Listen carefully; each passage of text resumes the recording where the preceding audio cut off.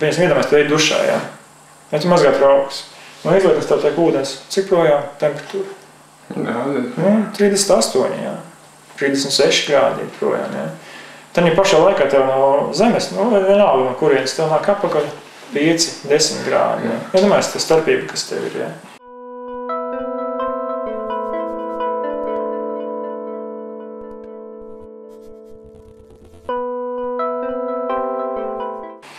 Kāpēc neizmantot, pieņemsim, to siltumu, kas tev plūst projām, ko tu izmanto kanalizācijā, aizliet vienkārši pa taisnām projām, uzsildīt to ūdeni, kas tev nāk iekšā mājā, priekšsildītāji.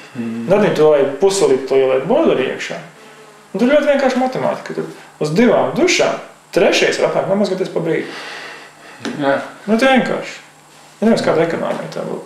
Tad bija amerikāņi bija pareiķinājuši, tur bija miljardos ir. Tas, ko vienkārši ieekonomēt var. Jā. Un iedomājies, ja tu pieņemsim iet kaut kādas automātiskās līnijas, kur kaut kāda mazgātāja, kaut kas tāds, tu vispār ir kaut kāda 60 grādi projām. Un tad ja pašā laikā tev nāk iekšā 10 grādi.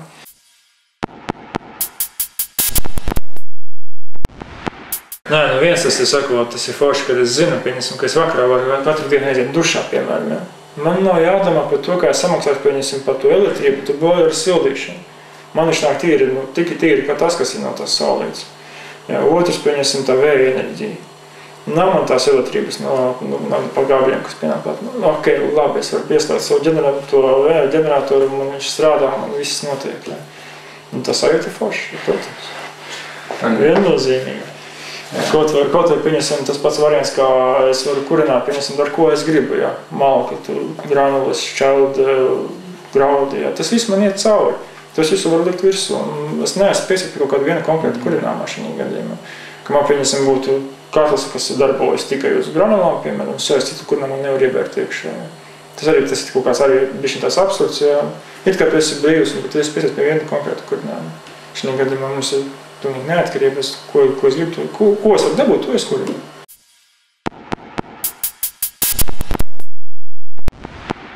Baigi labi. Ja pieņemsim, nu, nebūtu tā lapsiņa analīze, kas mums ir ģeneratoram, tad es domāju, ka mēs praktiski par energoresursiem kā tādiem mēs tur varētu ceļš nestraukties. Nu, māja pieņemsim, apgaismojums, tur siltums un tādas lietas, ja.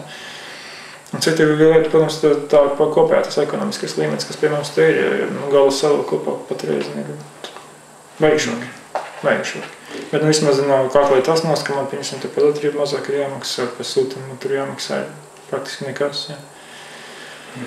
Un nākas zīme, protams, tas viss būs lielāks, ja tad būs jākurina katls, ja, kaut kāds kurinājums tik un tā būs jāpērk.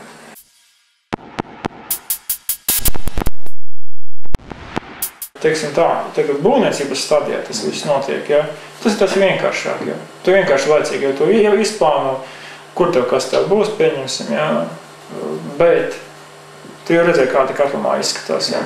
Visas tās trubiņas, visi tie vārsti, viss, ja. Lai, pieņemsim, tas viss darbotos pilnīgi automātiskā režīmā. Tur ir ko padomāt, lai to visu savienotu kopā.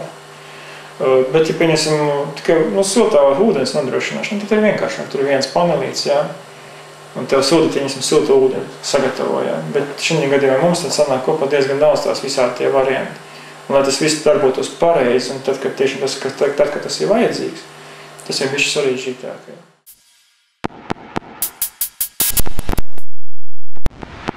Šī gadījumā tas ir pusi uz pusi. Viens tas ir, ka mēs varam kaut ko ietaupīt, un otrs, ka mēs varam dzīvot tā, ka mēs neradam nekādu postu kaut kādam apkārtējiem, ko mēs dzīvojam kopā.